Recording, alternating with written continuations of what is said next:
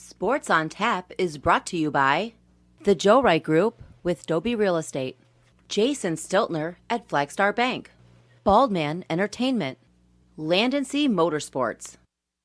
Buckle the fuck up. It's time to play the game. They are who we thought they were, and we let them off the hook. Time to play the game. You can't let that shit happen. You play to win the game.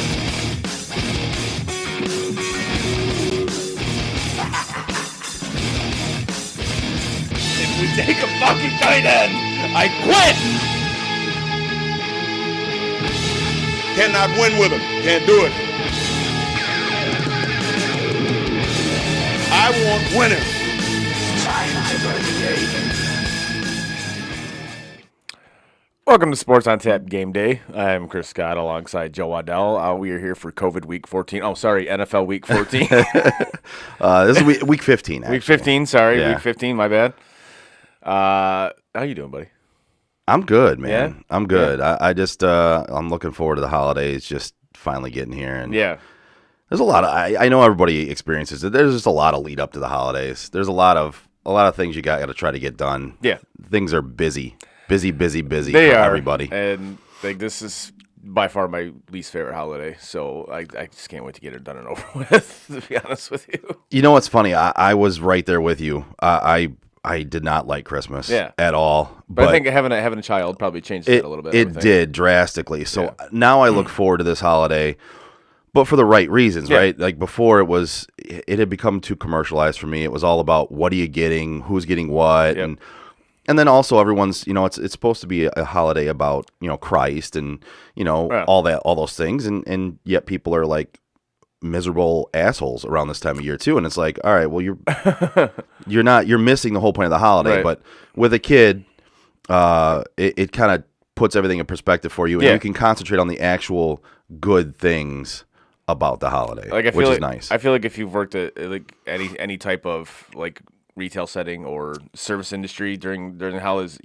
honestly, it turns you off to it. It really does, because you see the true assholeness of people. Yep, and it's it's during a time of year where everyone's supposed to be extra nice to each other and happy and jolly fucking and assholes. And they're just pricks. They are, and it's all about what they want, what they're gonna get, what they need, and it's just very commercialized and all that. So like they go for like these special sales, which if they were fucking smart, they'd realize these sales go on the entire year.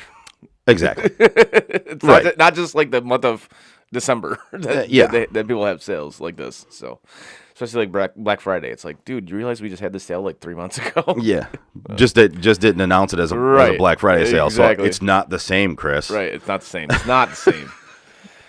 Anyways, we digress a little bit, but let's get into this Week 15 slate. We're going to start off with Dallas and the New York Giants. The Week 15 slate that is drastically changed. That has drastically changed. We don't know. It's changed. It's changing. Yeah. And the NFL.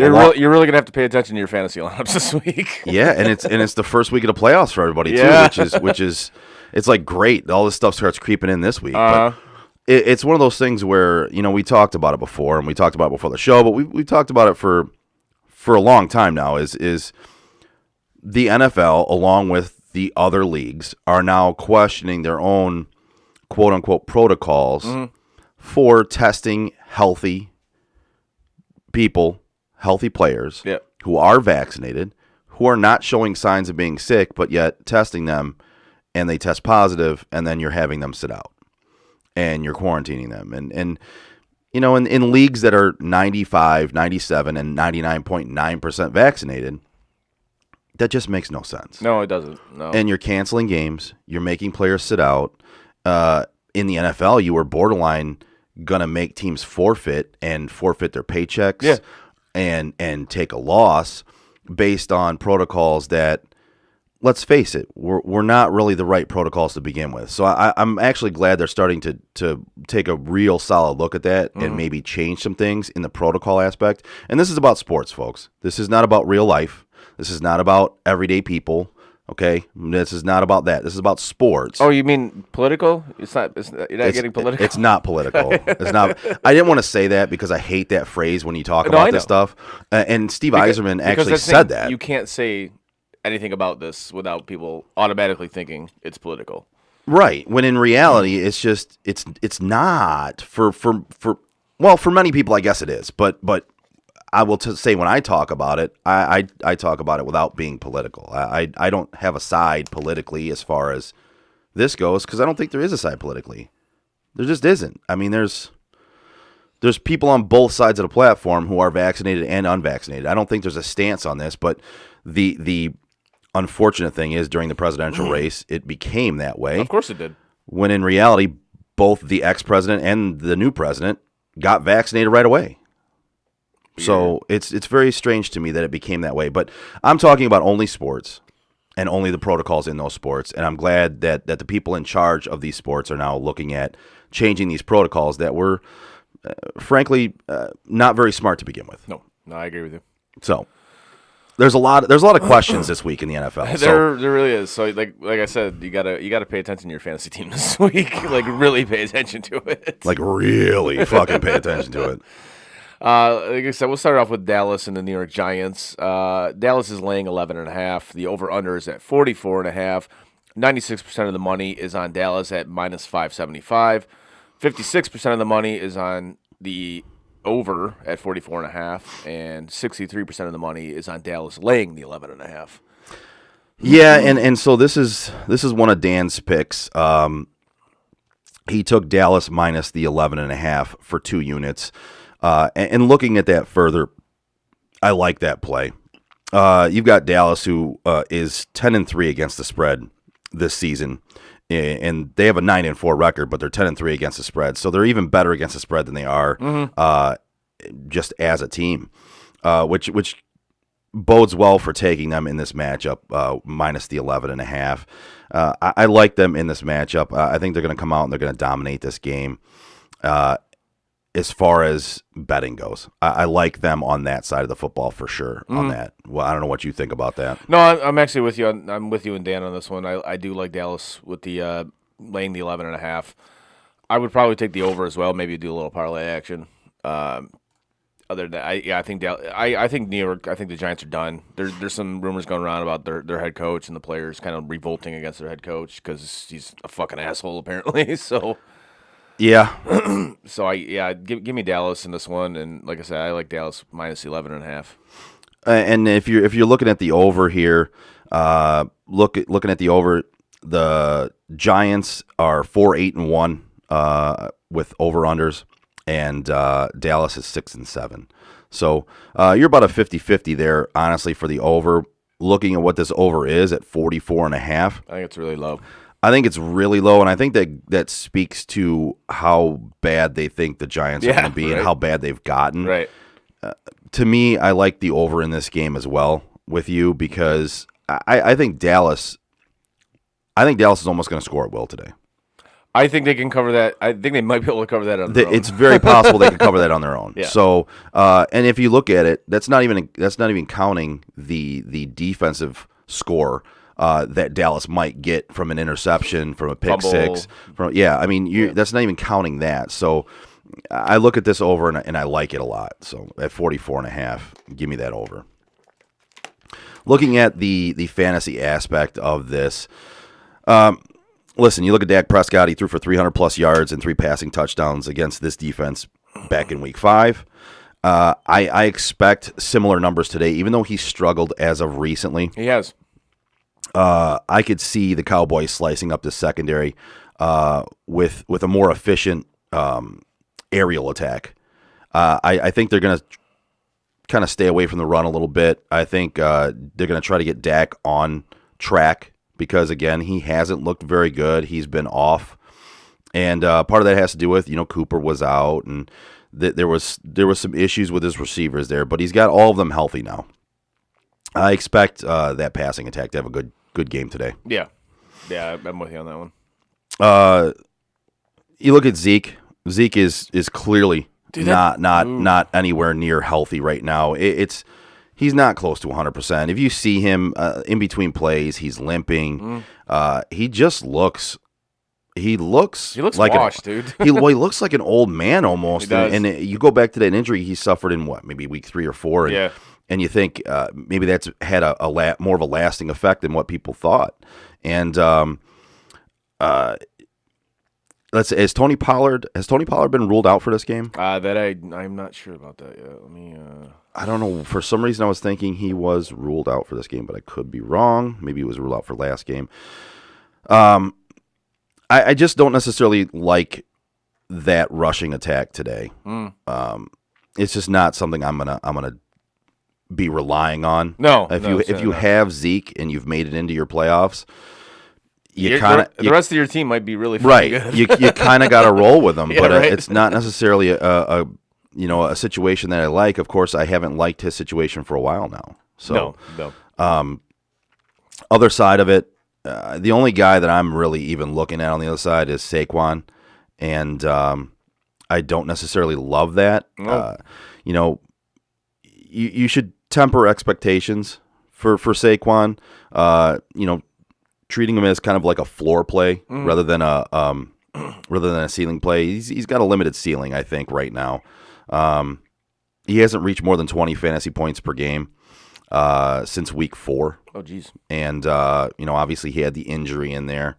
And Cowboys are holding opposing backs to the fifth fewest fantasy points per game. So, it's not a great matchup for him and the rest of that team, truthfully. So proceed with caution. Definitely. From one shitty New York team to another shitty New York team, the Jets are taking on the Dolphins. The Dolphins are laying 10. The over-under is set at 41.5, and the money line is 98% at 450 for the Dolphins. 71% of the money is on the under at 41.5, and 66% of the money is on the Dolphins laying the 10. And we've reached another one of Dan's picks. He took both New York games, so he took the Fins minus the 9.5. That's a bold strategy, Cotton. Yeah, that's a bold. Well, he took both teams facing the New York teams. So he actually has the Fins minus 9.5. It is up to 10 now. If you want to buy it down to 9.5, that probably makes a little more sense. I like that. It's only for 1 unit from him, and if you look at it, Miami is 7-5-1 in the season overall against the spread. And the Jets are 3-10 against the spread. Right. That right there tells me what side I want to be on in this one, and I like his pick there. I'm not necessarily as high on it as I was the Dallas pick against the Giants, but I do like that pick. I think Miami will roll at home, and they definitely can cover that 9.5 or 10 points. I would personally stay away from this game, just betting wise. But if I had to lean somewhere, I think the only thing I would take in this is the over. That's about it. I can't blame you there. Like I don't like that 10. I don't like that 10. I'm not as high I'm not as high on it as the Dallas Giants game. That's just a big spread. But if I leaned anywhere, I would lean toward the over in this one. Yeah, and so that takes us to the fantasy aspect of this, and with New York entering this game as a 9.5, 10-point underdog, it puts pressure on Zach Wilson and that passing attack. You know what I mean? Yep. And he's operating without his top 2 weapons, really. When you look at no Elijah Moore and no Corey Davis, who, by all intents and purposes, were playing pretty well in this crappy offense before they went down with injuries and outside of their injuries. So you're looking at a passing attack today that is going to have to rely on Zach Wilson, Jamison Crowder, and a returning from IR, Michael Carter in the backfield. And Michael Carter, for about a month there, he was like a running back 10 in fantasy. Quietly. Yeah. But because he got so many dump-offs out of the backfield, and some of that was from Mike White, not Zach Wilson. But you look at this game and the Mike White era. The Mike White era of the Jets football of 2021. When you look at it, Michael Carter's coming back from that injury. Yeah. And I actually like him in this game. I think he's going to get the majority of the touches out of the backfield. By all accounts, he's healthy now. And it's a matter of can Zach Wilson does Zach Wilson find him for the cutoffs as opposed to where Mike White was. Mike White was finding him for the dump offs, for the cut downs, for the check downs. Does Zach Wilson do that? No, I don't think he does. And he's going to be under a lot of pressure, and the cornerbacks for Miami are very good. Yep. So their secondary is very good. They're going to have to take the underneath, which is going to be crossing routes by Jamison Crowder and dump offs to Michael Carter. So I don't dislike those two guys if you have to play them today at either wide receiver 3 for Crowder or flex for either one. As a flex, Michael Carter is going to be your third running back probably. Right. You know what I mean? So in most leagues, your flex, you already have 2 running backs started. So I don't dislike those plays as like a high upside volume type play because Miami's, by all intents, with a 9.5, 10-point spread here, they're going to be leading the game. So they're going to have to pass to try to stay in this game. I like that. On the other side of the ball, Myles Gaskin is a big play for me today. He's drawn a ton of volume out of necessity. Gaskin went 23 for 89 and 3 for 7 and receiving in their previous matchup. The Jets are giving away the most fantasy points per game to the running back position, and there's really nobody else other than Myles Gaskin there. So I love that play today. Tua, Jalen Waddle is out due to COVID, so I don't necessarily like Tua, but it does make me raise Devontae Parker up a little bit. He's averaged 8 targets a game this season. The Jets they rank number 1 in the highest explosive pass plays allowed. Oh, is that right? Yeah. I was trying to decipher my notes here. So, I mean, it's a good play with Waddle out today to play Devontae Parker. I just don't necessarily like Tua overall. I think he can get some big plays to Devontae, but I think they're going to rely on Myles Gaskin. And if you have Myles Gaskin in your fantasy leagues in the playoffs, be happy about this matchup. If you're playing against him, be very afraid of this matchup because I'm playing against him in a couple leagues, and I'm not happy about this matchup for him and going up against him this week. Nice. Next up, we got the Arizona Cardinals taking on the Detroit Lions. Arizona is laying 12.5. The over/under is at 47. 97% of the money is on Arizona at minus 700. 64% of the money is on the over, and 77% of the money is on Arizona laying the 12.5. Do you have a way you lean this one? What's that? Do you have a way you lean in this one? I honestly would go with the Lions. The Lions are 4-1 against the spread in the last 5 games overall. They are, and they're 8-5 overall against the spread. And the under is 4-0 with the Lions against teams with winning records. All right, that's I look at this one, and on the other side of the ball, you have Arizona, who's 9-4 against the spread, and then the over is 4-1 in the Cardinals' last 5 games. So it's like, okay, great. And they're 5-1 against the spread in the last 6 games against teams with losing records. Jesus. This is a tough one to pick for me. If I were to lean in any direction, I would lean towards Detroit getting the 12.5. Okay. Which is what it's at right now. I think there's some places where it's 13. It was 14 at one point. Are they still like minus like their entire team? Like they were against the Broncos? Yeah, pretty much.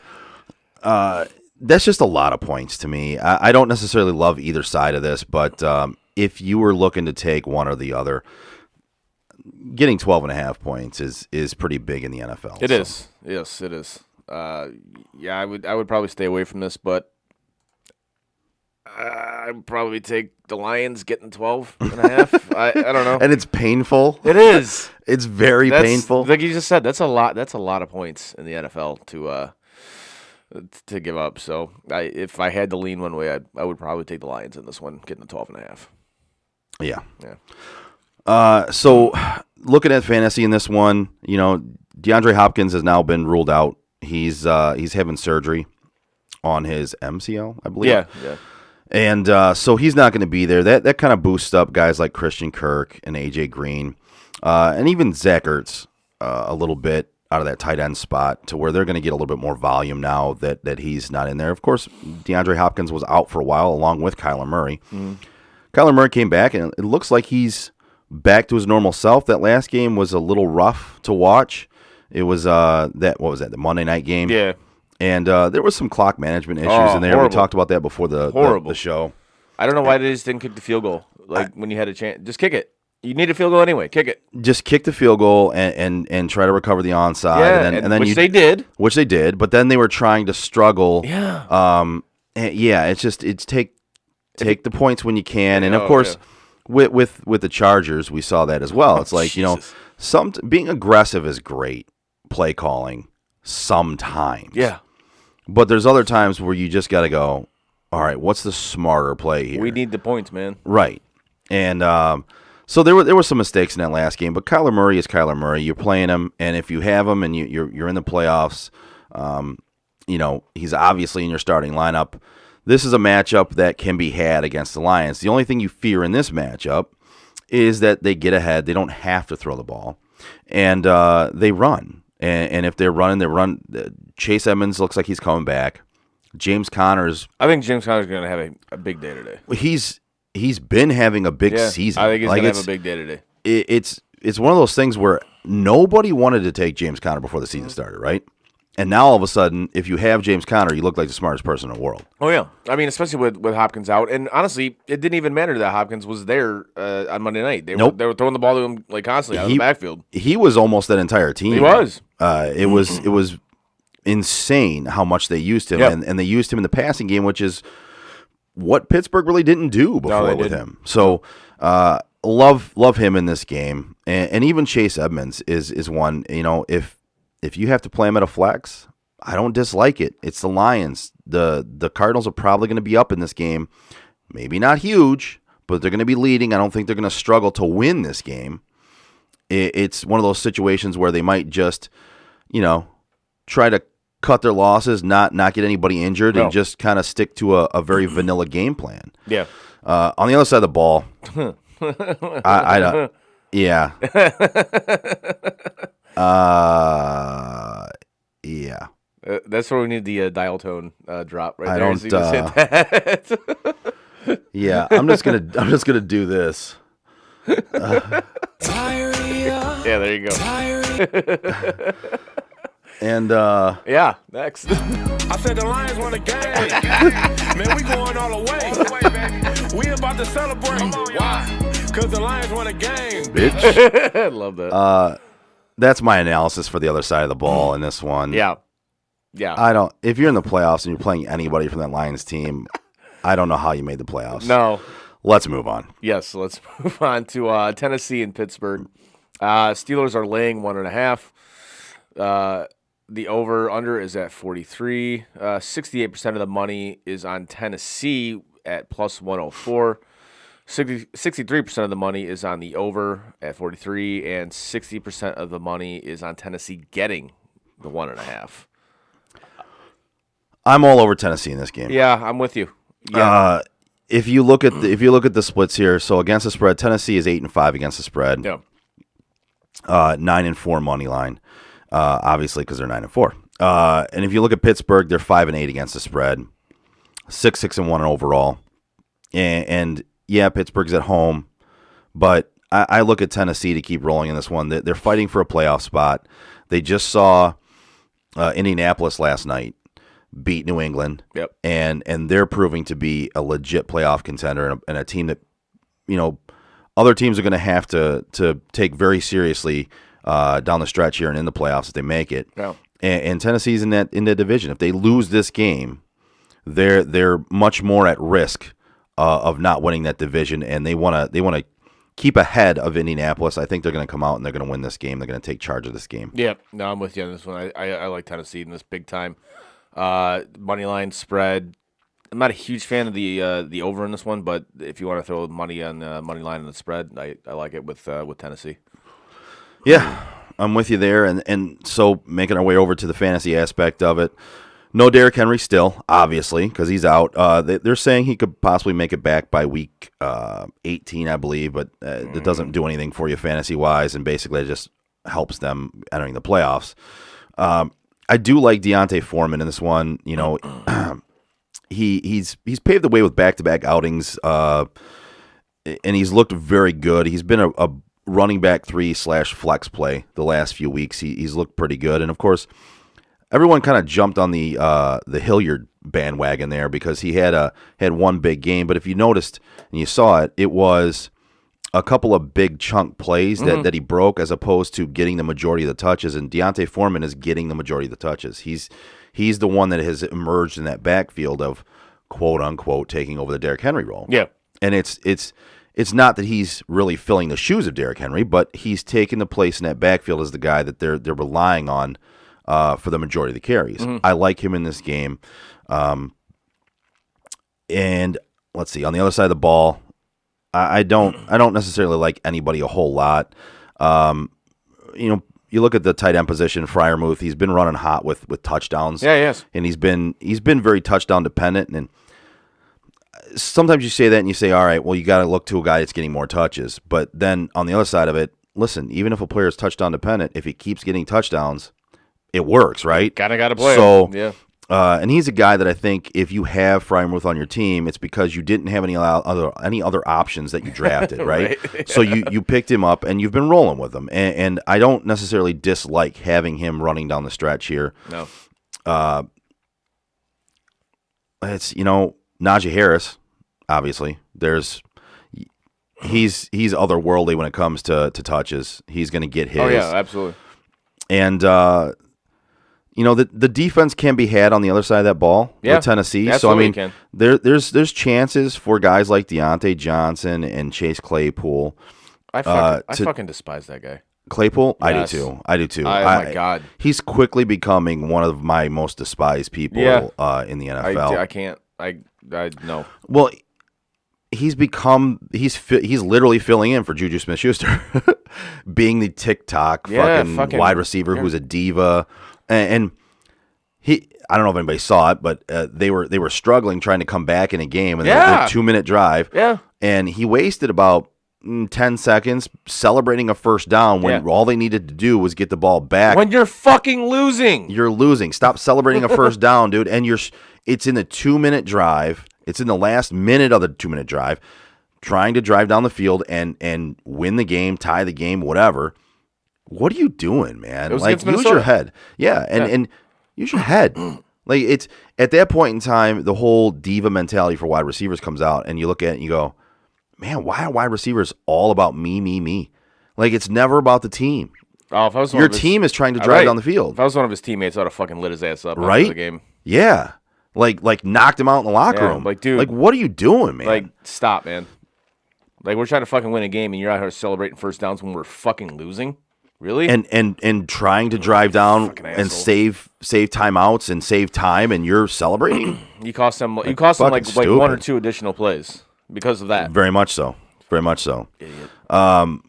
You know, I know people are going to ask about Ryan Tannehill, and listen, he enters the matchup averaging 14.5 fantasy points per game. He posted 20-plus fantasy points in 3 of 13 games this year.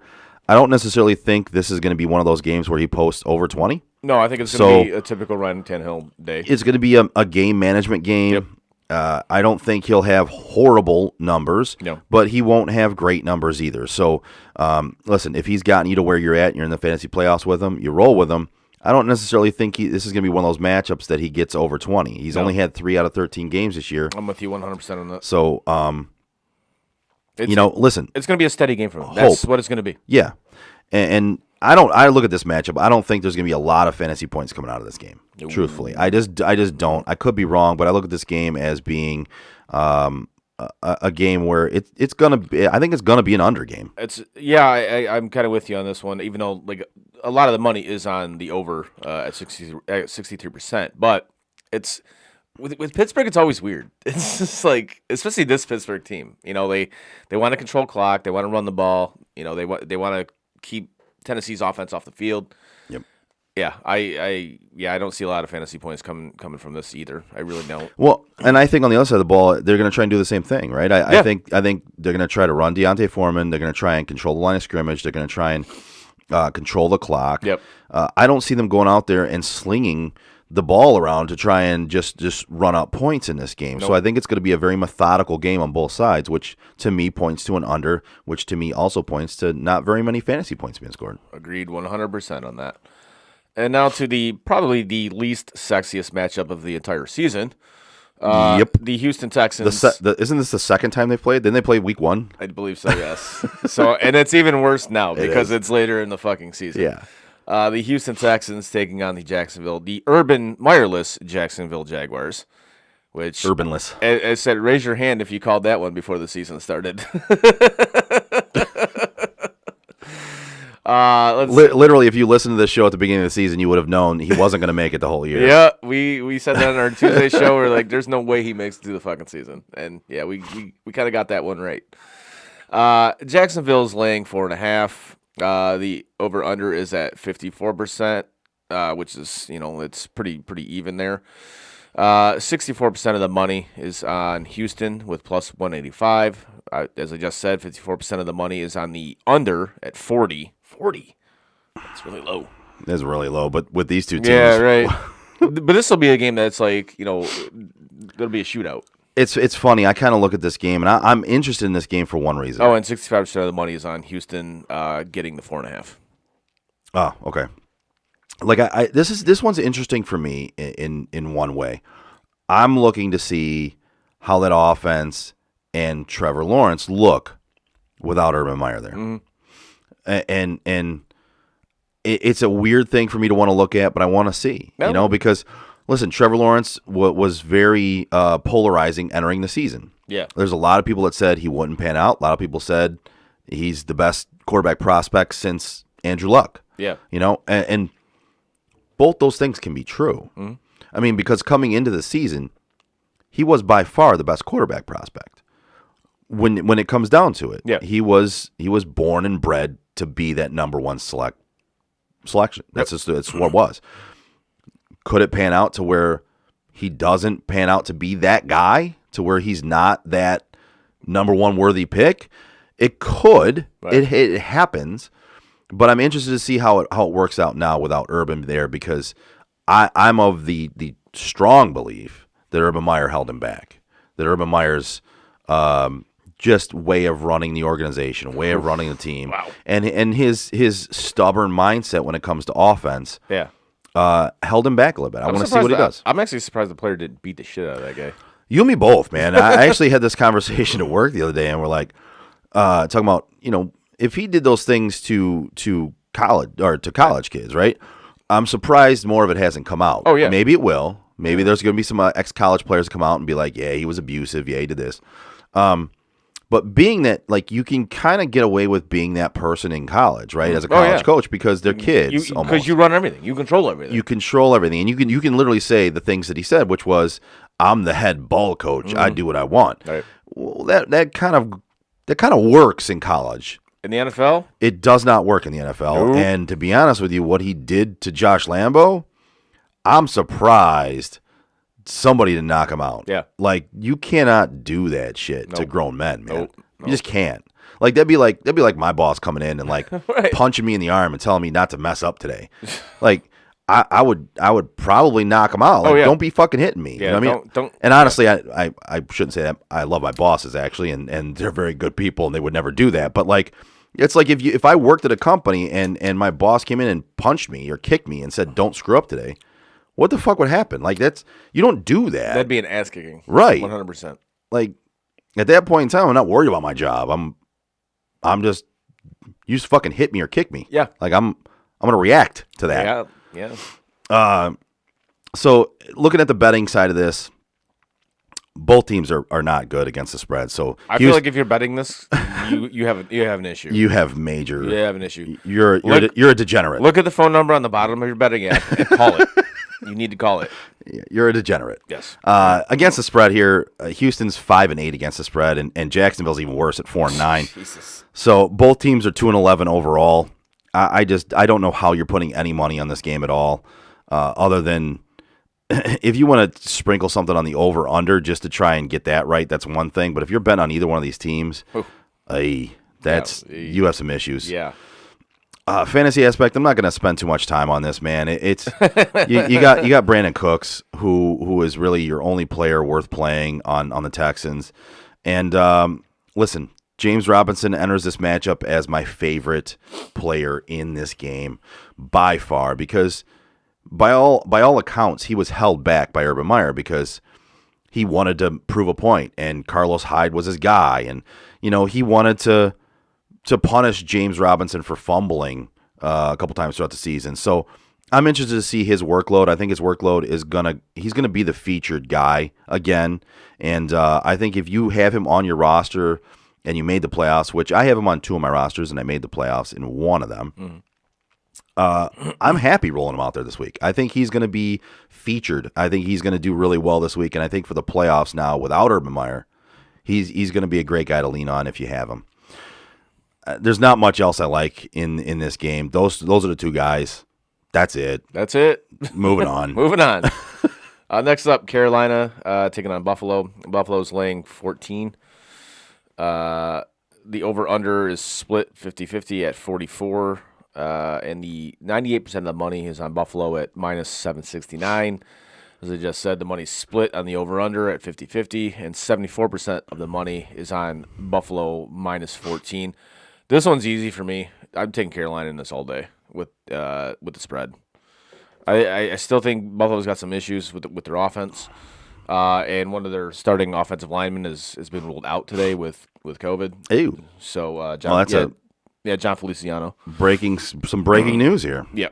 So this one's easy for me. I would definitely throw some money on Carolina with getting the 14. Yeah, 14.5 is a lot. We talked about with the Lions with 12.5. 14.5 is a lot. I would lean in that direction as well. The only thing that scares me about this is, neither team is really good against the spread. So Buffalo's 6-1 against the spread, and Carolina's 5-8 against the spread. Oddly enough, they're also 5-8 overall record. But when you look at it, this could easily be a bounce back game for Buffalo, where they come out and just look otherworldly, because that's what they do, right? I mean, they struggle for a couple games and they come out and look like they're world beaters again.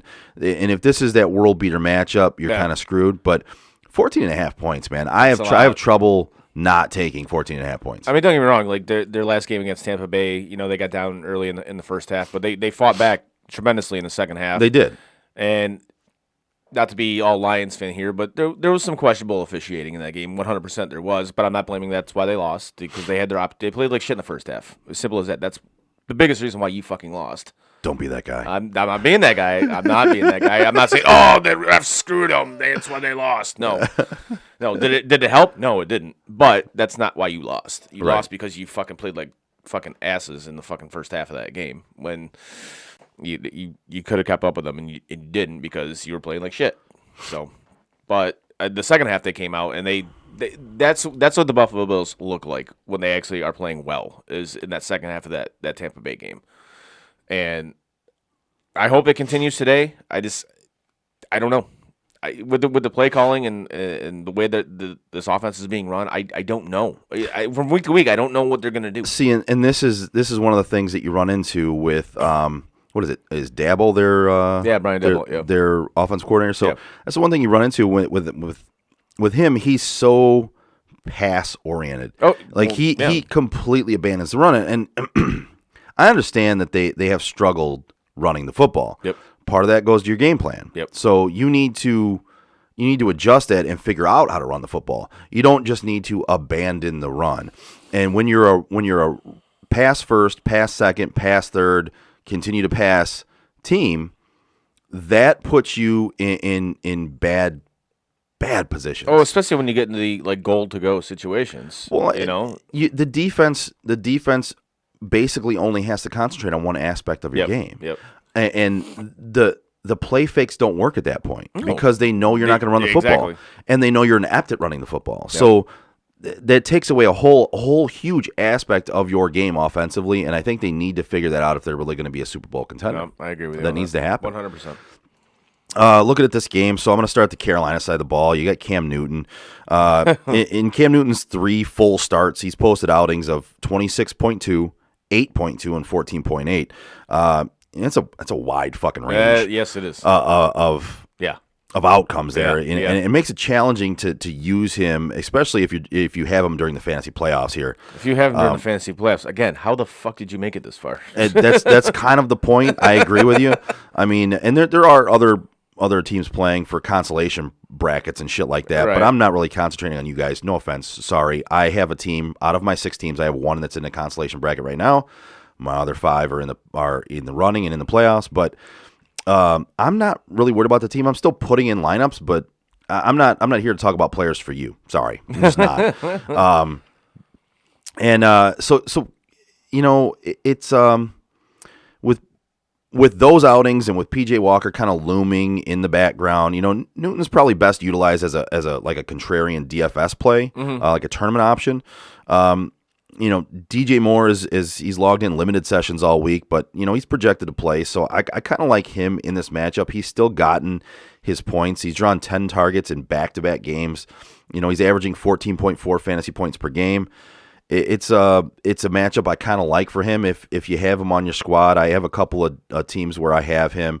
And oddly enough, both those teams I have a pretty deep wide receiving core. So it's a debate for me, but I do like him in this matchup. Yep. And you know, Chuba Hubbard, Amir Abdullah, they've been splitting the work in that backfield, and they split it last week as expected. You know, Hubbard, he got 40% of the team's rush attempts, and Abdullah sporting 59% of routes ran. So you kind of got 2 backs who are splitting touches, but they're splitting them in a way where, you know, Abdullah's getting the catches and Chuba Hubbard's getting the carries. Not really the greatest thing for you if you're looking to start one of those 2 guys. No. Other side of the ball, you know, Josh Allen enters his matchup with a sprained foot, which is not ideal for a team as far as entering the fantasy playoffs. Having a guy like him, you know, he's probably one of the main reasons why you made it to the playoffs. Yeah. And in one of my leagues, in a 2-quarterback league, I have him and Jalen Hurts. Now, Josh Allen enters without an injury designation, whereas Hurts has still got the injury designation. But, you know, Allen might be hampered by that a little bit. Just because they don't designate him on the injury report doesn't mean he might not be hampered by that strained foot or the sprained foot. He was saying, like, over the week, he said it feels like 100% better than it did after the Tampa Bay game. Right. So, which take that for what you want. 100% better still doesn't say that it's at 100%, right? Exactly, right? Yeah. So, you know, it's questionable. If you have him, you have to play him. Hopefully that doesn't bother him a whole lot.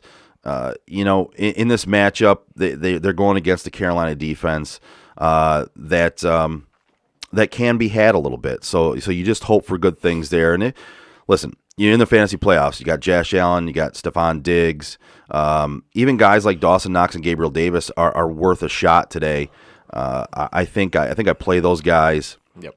If I have him. Gabriel Davis is a questionable one for me. Maybe you play him at a flex if you're deep at wide receiver and you play him at a flex, or if you don't have a running back in that spot. The main guys I like here, Allen, Diggs, DJ Moore. That's your main guys right there. There you go. Next up, Falcons taking on the 49ers. The Niners are laying 9.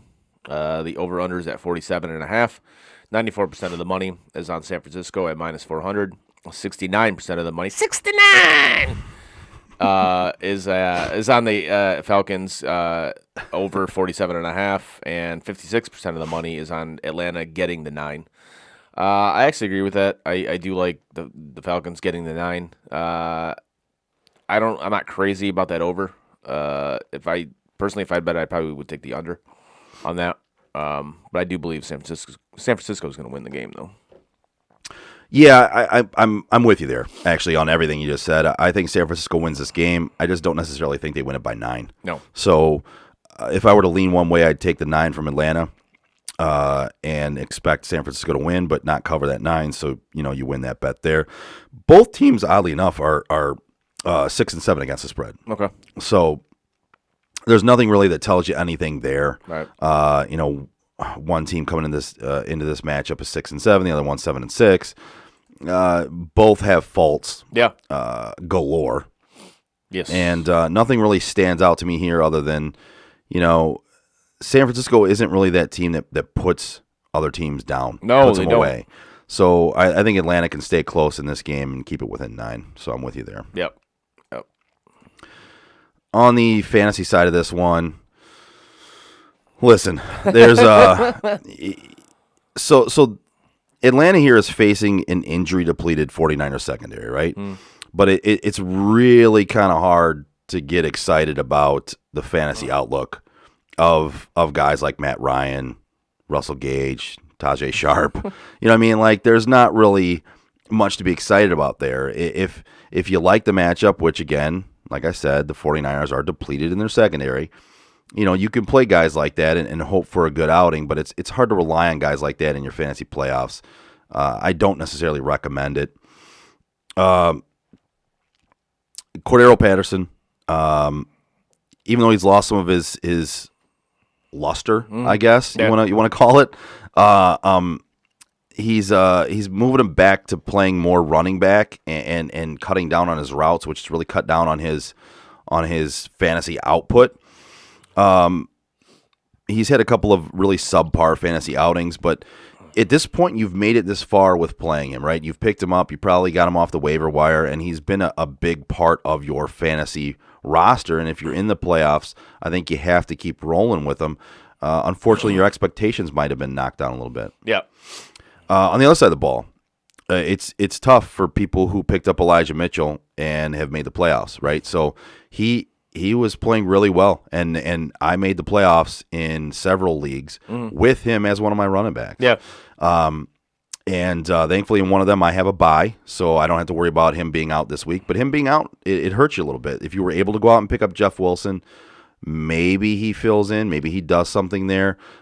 He hasn't really proven to do much with Mitchell out, so it's not really a great thing for you. Maybe you were able to go out and get Rashard Penny, or trying to think of who else. Maybe you picked up Ramondre Stevenson, or who didn't really have a good game yesterday. But you're kind of struggling to replace Elijah Mitchell if you were relying on him, and he helped you get to the playoffs.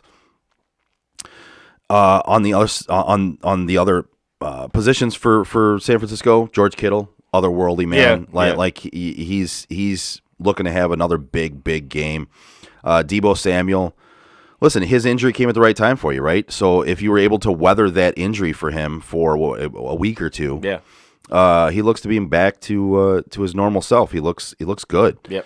And it's you're rolling with Deebo, you're rolling with Kittle, you're rolling with Patterson, and listen, it's a crapshoot for guys like Ayuk, Gage, maybe even Kyle Pitts. I don't necessarily like having to play those guys, but it's not a bad matchup if you do. Right. Next up, Bengals, Broncos. Broncos are laying 3. The over-under is at 44. 74% of the money is on Cincinnati at plus 135. 80% of the money is on the over at 44. 78% of the money is on Cincinnati getting the 3. Yeah, so Denver is 7-6 against the spread. Cincinnati 6-1 against the spread. Weird 6-1 in there, but basically staying away from this fucking game. Yeah, it's not a good matchup in either direction for me as far as betting goes. I don't like this. If I had to lean one way, I would say Cincinnati getting the 3 points. Because I think this is going to be a very close game, and I think if you're on either side getting points in this game, that makes a lot of sense. But I just don't necessarily love either side of this. No, neither do I. Especially with Cincinnati, you don't know what team you're going to get every week. You really don't. You don't. As As far as fantasy goes in this one, Joe Mixon, as far as Cincinnati goes, he enters as the workhorse.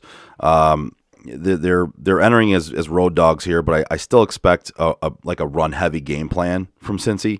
Denver ranks 25th in rush DVOA defense and number 21 in EPA rush. So Mixon is averaging 23.8 rush attempts per game since week 10. He's a guy that you can rely on, and he was another guy that at the beginning of the season people didn't necessarily want to touch, and he's kind of proven to be well worth the draft pick you spent on him. Jamar Chase has kind of come down a little bit. He's not that otherworldly. Yeah. But I think a lot of that, and I think we've talked about it in recent weeks, right, is teams are gearing more towards him now. And so T. Higgins has reemerged. That dude has stepped up big time. Yeah, and that kind of happens with coverage being swayed more towards Chase. Higgins getting more single coverage routes and having coverage swung more over to the other side. Yep. Tyler Boyd has an appealing matchup here with cornerback Kyle Fuller covering him, who's typically an outside corner. And I think the passing matchup in this game for Burrow and these wide receivers looks really good. I don't necessarily dislike anybody on that side of the ball. As far as the Denver side, you got Javonte Williams, Melvin Gordon. They've both been great, and of course Javonte Williams showed what he can do without Melvin Gordon in there, and Melvin Gordon has proven he still has something left in the tank. Right. So, if you have either one of those guys, I think you can play them with confidence. I like them both. You've got Williams 19.5 fantasy points per game and Gordon 14.1. They're both flourishing fantasy wise. Pretty solid. Yeah, and they're facing a Bengals run defense that's bottom 10 in EPA per rush. So they've got a good matchup. Yep. I don't like the passing game for Denver. There's just nothing to like about it. So there's not really much to say here. If you're throwing guys out there like Jerry Jeudy or Noah Fant, like I feel sorry for you. There's not much to like with Teddy Bridgewater back there throwing the ball. He's looked very pedestrian. Not good. Yeah, I'm trying to think of a good word to say. He's looked very mild. There you go. Pedestrian. Not good. Yeah. Yeah. So Crap. He's craptastic. Craptastic. That's right. Next up, Green Bay, Baltimore. Green Bay is laying 7. The over-under is at 43.5. 95% of the money is on Green Bay minus 320. 89% of the money is on the over at 43.5. And 84% of the money is on Green Bay, laying 7. I think this is an easy call for me. Green Bay minus the 7, especially with Lamar. He's still questionable. I'm not sure if he's going to play or not. Yep. So yeah, this is an easy one for me. Give me Green Bay minus the 7. This is one of Dan's picks. He says Green Bay minus 7 as well. Yep. For 2 units. I'm on board with both of you. So Green Bay is 10-2-1 against the spread this season, whereas Baltimore is 6-7. And Baltimore just doesn't look very good. Lamar is questionable to play. It's very possible he misses the game. Yep. Now, Huntley did pretty well in his absence eventually. Right. Didn't look good at first. Did pretty well in his absence eventually. But with that being said, playing a full game against a team like Green Bay that can put teams away, and their defense is not necessarily a slouch. I don't think that bodes well for Baltimore. And if Lamar plays and he's hobbled, that also doesn't bode well for Baltimore. No, it doesn't. In this matchup, I agree. I really, really like Green Bay minus the 7 there. Yep. Listen, fantasy-wise, we said it. If Lamar Jackson sits, which is kind of expected at this point, even though I believe he's questionable, but he's expected to sit, we could kind of see this game nosedive pretty quickly, right? Yeah. And so for me, this matchup is good for Aaron Rodgers, but it also could pan out to be not very good. And another thing, Baltimore just put another one of their cornerbacks on COVID protocol. Jimmy Smith. So. Geez. All right. Yeah. Well, yep. So you got 3 corners: Marlon Humphrey, Marcus Peters, and Jimmy Smith, all not suiting up. Yep. So despite the concerns there as far as like pace goes, Aaron Rodgers is still a great play, but this could get out of hand, which means they could rely on Aaron Jones and, more importantly, A.J. Dillon, who would come in somewhat of a blowout fashion. That dude's a beast. He really is. And see, it just goes to show what drafting does for teams, right? I mean, they didn't necessarily need A.J. Dillon, but they drafted him because he was a guy that was hard to pass up on, right? Yeah. And now you've got a guy that can go in there, and he looks just as good as the starter. Right. So you've got gifts galore in Green Bay, and in this matchup, listen, if you got Devontae Adams, you have to play him. Aaron Rodgers, you got to play him. I'd be worried. I'm concerned about the possibility of this being a little bit of a blowout and a run-heavy attack from Green Bay trying to not get their players injured in a game that they're going to control. Right. No, it's a catch-22 right there. Like, what do you do here? Like, obviously you want to start your studs, but like as you just said, it's worrisome. It is. Yeah. I mean, it's not that you're going to sit them, but it's worrisome. But I mean, if you can have Rodgers like get your points in like the first half or something like that, that's what you're hoping for. Yeah. That's pretty much what you're hoping. You're hoping for first half throttling. Yeah. And then if they bring it back a notch and they level it down to running, you're hoping that you already have some of your points and that you needed to rely on. On the other side of the ball, listen, Lamar Jackson is got that injury we talked about. He's failed to practice, and it's looking like a true game time decision, but also it's swaying towards Huntley getting the start. Yep. And in that case, you cannot rely on anybody on that team. I mean, maybe Mark Andrews, because he's the guy. He's the kind of guy that he gets so many targets, and even with Huntley there, he could still get his targets. But other than that, I don't like anybody else in that matchup on that side of the ball.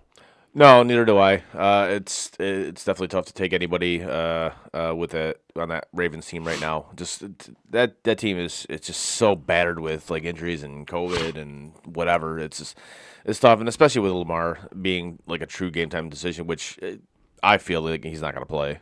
I agree. And with even that. if he does play, like you said, he's going to be hobbled. Yep. Going up against a decent Green Bay defense, I don't think it's going to make much of a difference. So I don't either.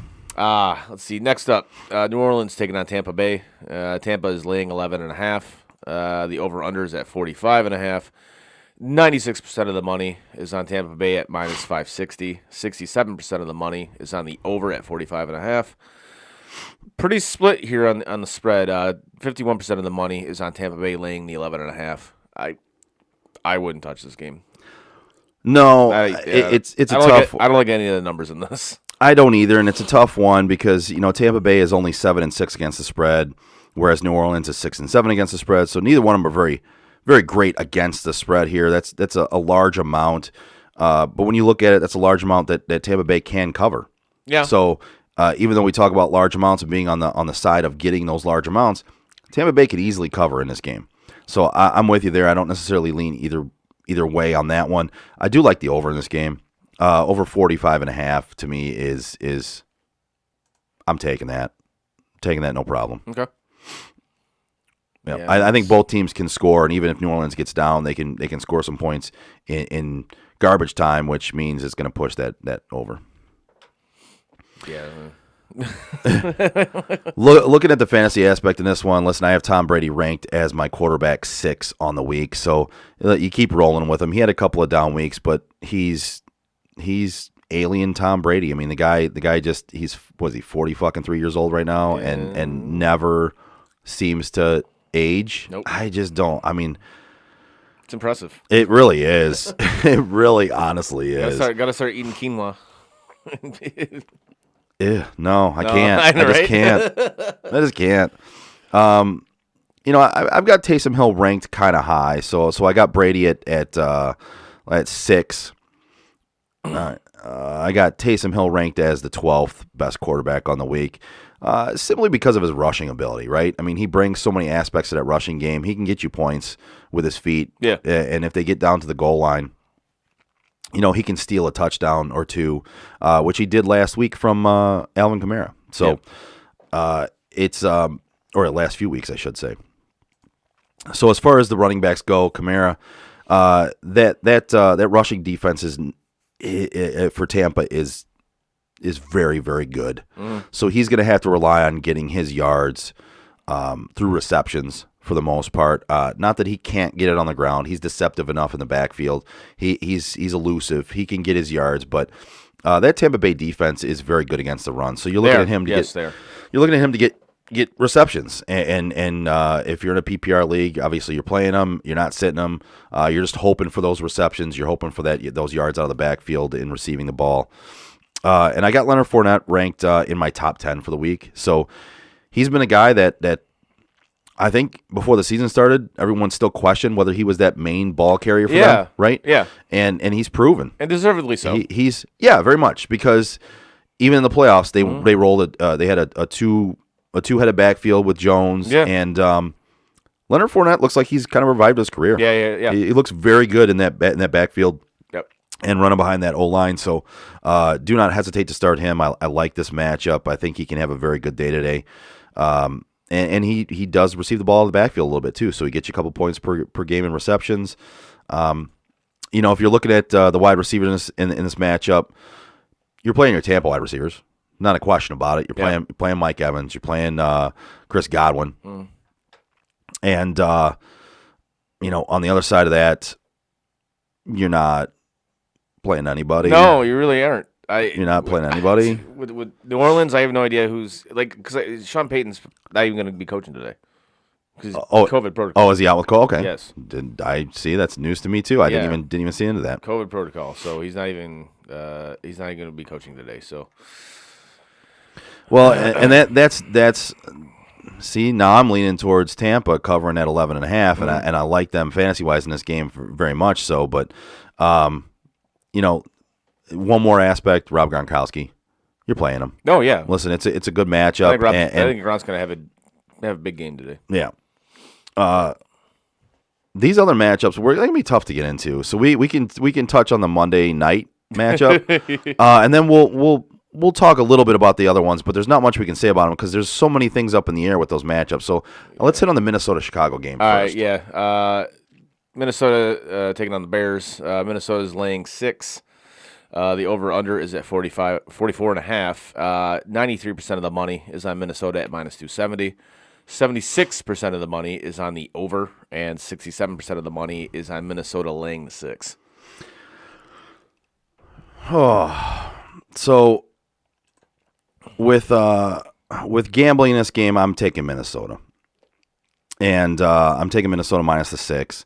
They're 7-6 against the spread, so that doesn't really say much to me. And what really tells me something on the other side of the ball is the Bears are 4-9 against the spread, and the Bears are coming in. They've got Justin Fields is Justin Fields at this point, and Adam Nagy is Adam Nagy.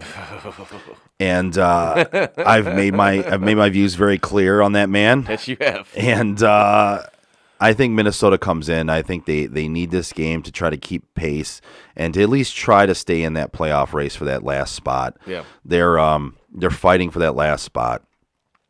They're going to come in and I think they're going to pretty much dominate this game. They're going to run the ball, and quarterbacks in this game, fantasy wise. I if you have them in the fantasy playoffs, I don't know how you made the fantasy playoffs. So Kirk Cousins had a great first half of the season, but since then hasn't been great. Right. And I've got him ranked as just outside the top 12 for me this week. Okay. So hopefully you have a better option than him. If you don't, I mean you're playing him obviously, but it's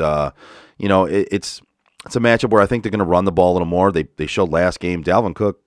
I mean, despite the fact the dude came in hurt, he was a monster, man. I just. And then with Chicago, if you're playing Justin Fields in the playoffs, just mail it in, man. Yeah, you're probably not going to win. No. I've actually got Dalvin Cook ranked as my number 1 running back for the week. He was number 1 just ahead of Jonathan Taylor, and you saw the matchup, and you saw what Jonathan Taylor did yesterday. Yep. I think Dalvin Cook is going to be leaned on. I think he's going to be utilized a lot in this game. Love that matchup from him. David Montgomery is interesting. He's been utilized very well by Chicago. I like that matchup for him.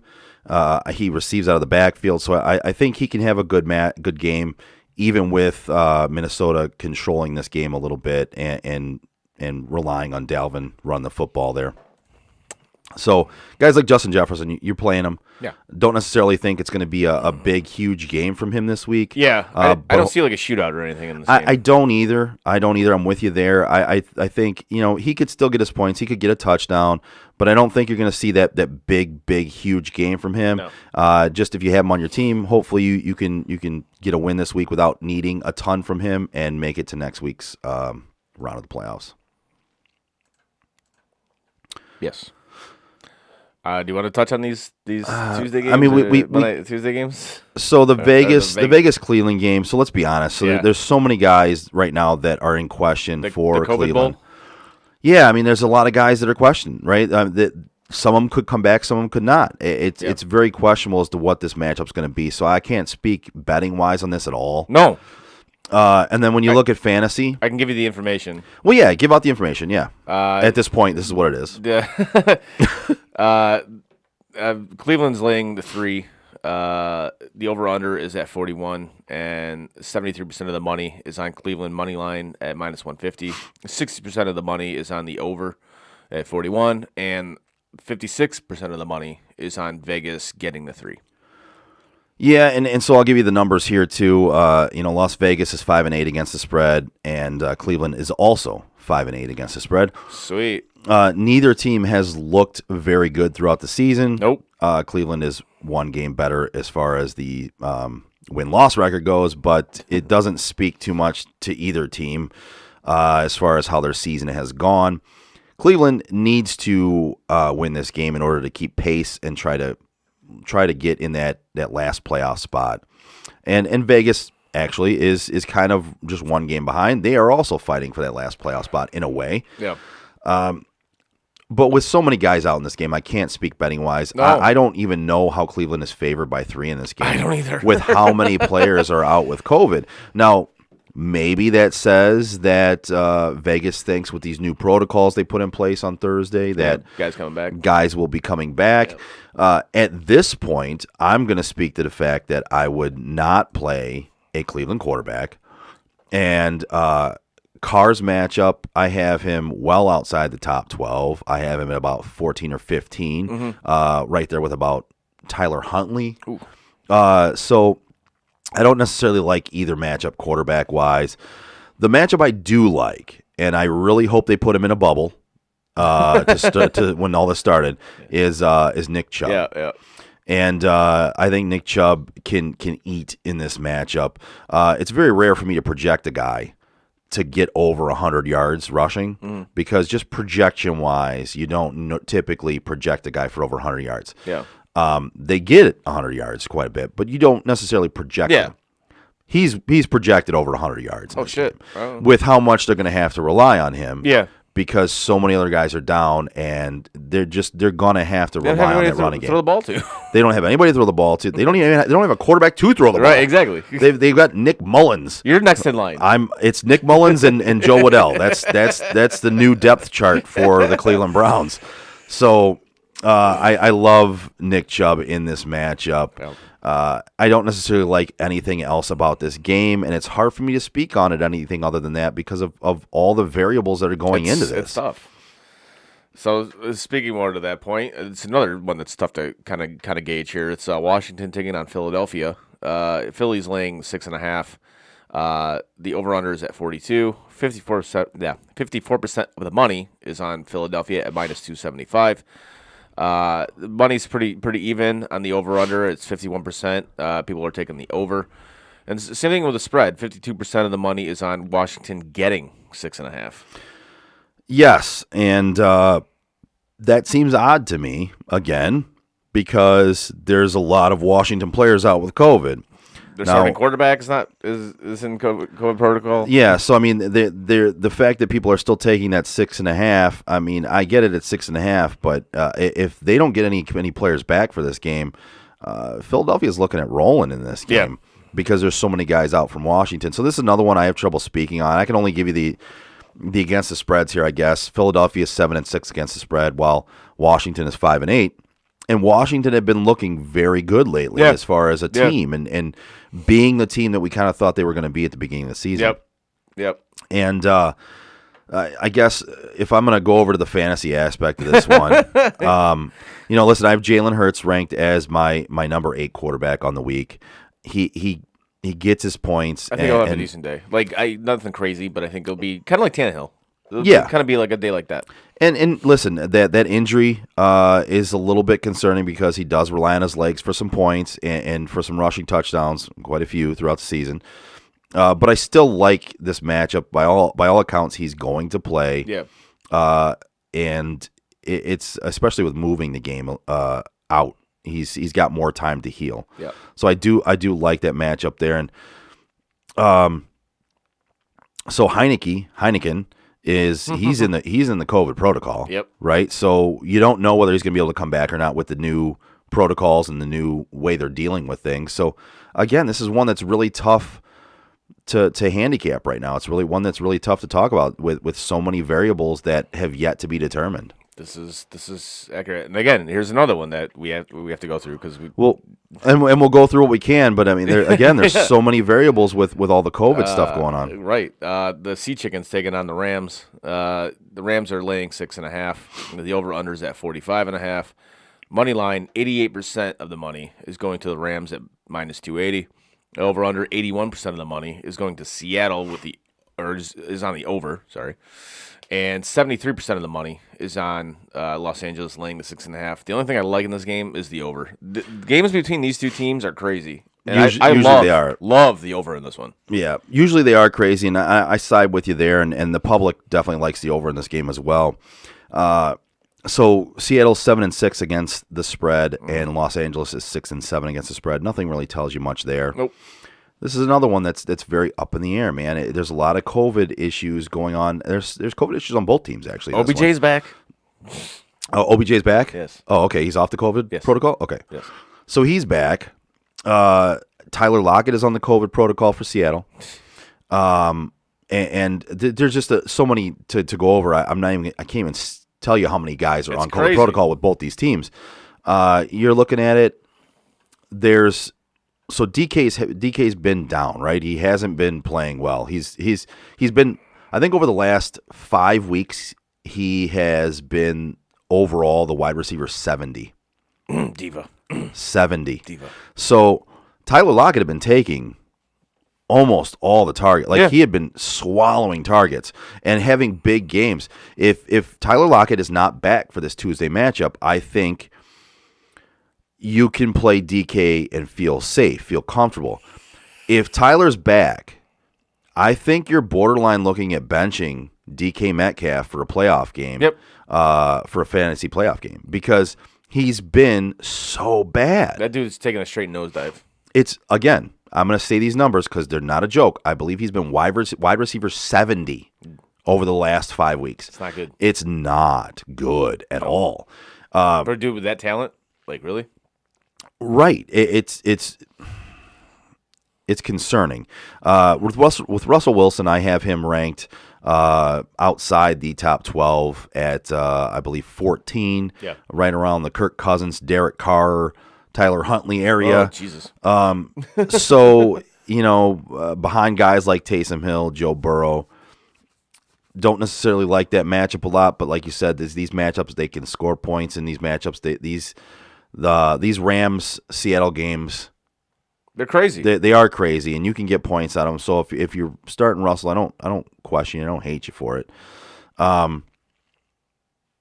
I can't really say much about the rest of this. There's a lot of guys on COVID. Is Darrell Henderson going to be back, or is it going to be Sony Michel again? Yeah. Is Rashard Penny going to be the guy?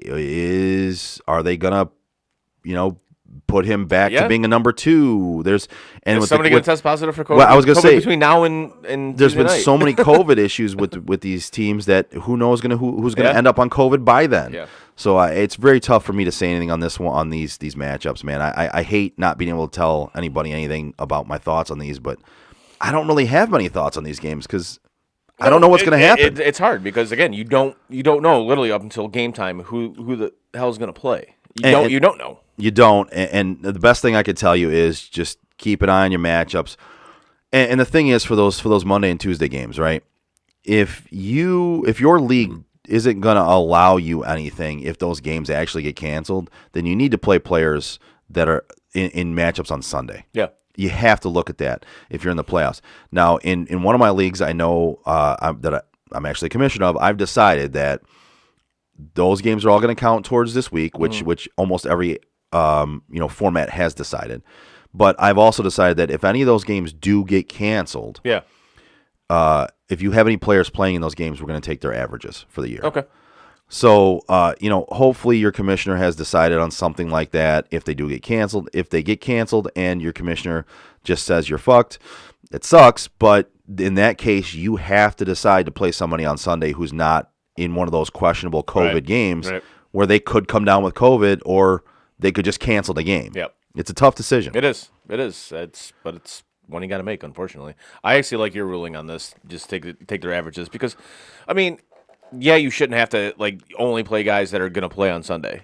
Right. But seeing it from the other way, you kind of have to make the call. But I like your ruling that if you do have a guy that's playing on Monday or Tuesday night and either the game gets canceled or they end up on COVID protocol or whatever, I like that. I think that's fair. I think it's a fair way to do it. That you just take their average. It's kind of like what we do with bowling. Like if a guy's not there, you just take his average, whatever. And at this point in the season, it's easy to do that, right? Because you've got 14 weeks. To base your averages on. So their averages are a pretty good average at this point. Yeah.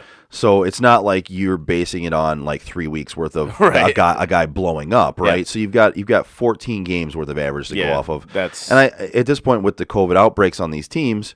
And the way the COVID protocols have been handled, it's very possible something happens where these games get canceled. And I think there has to be some sort of a decision made on that. No, you're right. To me, that's the best possible outcome is, you don't want to screw anybody and tell them they have to try to find somebody to play on. I think it's a fair way to do it. I do. Yeah. That makes a lot of sense. So, well, with that said, that's going to end our show for this week. That ends game day. Good luck, everybody. Yeah, good luck. Good luck with your betting. Good luck with your fantasy. And don't forget to tune in on Tuesday. We will have a show on Tuesday this week. Tune in at 7 p.m. for the OG Sports on Tap show. Yes. We did skip last week. Apologize about that. I believe Frank will be back this week. Nice. It's the week after that he won't be, I think. So I think we're all three going to be here this week. Yeah. On Tuesday, which would be nice. Yeah. And we'll get in the holiday show for you. Oh, yeah. Keep in mind the fantasy shows, the game day shows. The next 2 weeks we will be off. Yes. Holidays, people. It's the holidays. Enjoy the holidays. Hopefully I will be updating the site because we've had some problems with that recently. We've had some problems with the site updating as far as our betting and our fantasy stuff goes. I'm working with people behind the scenes on trying to get that fixed. So hopefully we'll have that over the next couple of weeks when we don't have game day so that you can at least go to sotdet.com and check out the fantasy, check out the betting and things like that. And you can shop there too.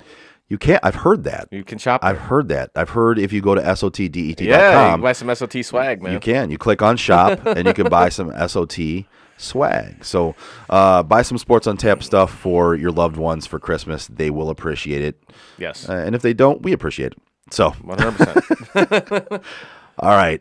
We will see you and talk to you on Tuesday. Thank you very much. Enjoy your day and win some money and win some fantasy leagues. Peace out. Forward down the field. Fuck this shit, I'm out. Fuck this shit, I'm out. No thanks. Don't mind me. I'ma just grab my stuff and leave. Excuse me, please. Fuck this shit, I'm out. Nope. Fuck this shit, I'm out. Alright then. I don't know what the fuck just happened, but I don't really care. I'ma get the fuck up out of here. Fuck this shit, I'm out.